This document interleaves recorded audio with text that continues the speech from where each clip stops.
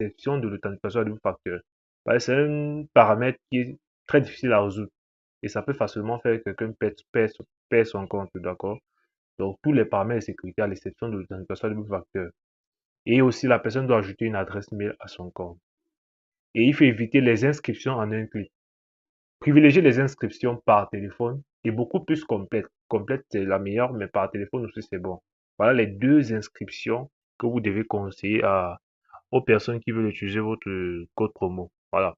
On continue l'explication. Maintenant, ici, on dit montant, compte approvisionné. Compte approvisionné, c'est le nombre de personnes qui ont fait la recharge en une journée.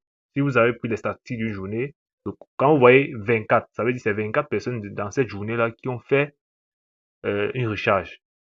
Maintenant, quand vous voyez montant des dépôts, d'accord, ça c'est le montant total des dépôts en une journée. C'est-à-dire que tous les dépôts que ces personnes ont fait, on vous montre le montant là. Ces statistiques sont très bien parce que grâce à des statistiques, ça vous permet de vous améliorer. Quand vous voyez les statistiques, vous pouvez vous dire comment faire pour améliorer les résultats. C'est pour ça que les statistiques sont très importantes. Revenu, c'est ce que vous gagnez, c'est ce que l'entreprise gagne. Alors, si vous voyez sur revenu, c'est ce que l'entreprise gagne. Maintenant, nombre de dépôts, ok, le nombre de dépôts que les gens ont fait, combien de dépôts ils ont fait. Les clients actifs, ce sont les personnes qui sont actifs. C'est que les personnes qui utilisent votre code promo, ils sont vraiment actifs, tout ça. Voilà. Et on a le montant de bonus, d'accord? Montant de bonus, ça sont les personnes qui utilisent ça. Vous devez savoir que quand une personne s'inscrit à votre code promo et qu'il a respecté les conditions, c'est-à-dire rempli les paramètres de sécurité, ajouté une adresse mail à son compte, quand il reçoit un bonus, s'il parie avec ce bonus-là et qu'il gagne, vous allez voir, le rouge va apparaître là.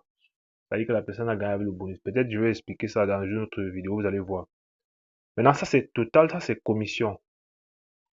C'est-à-dire commission, total commission que vous avez.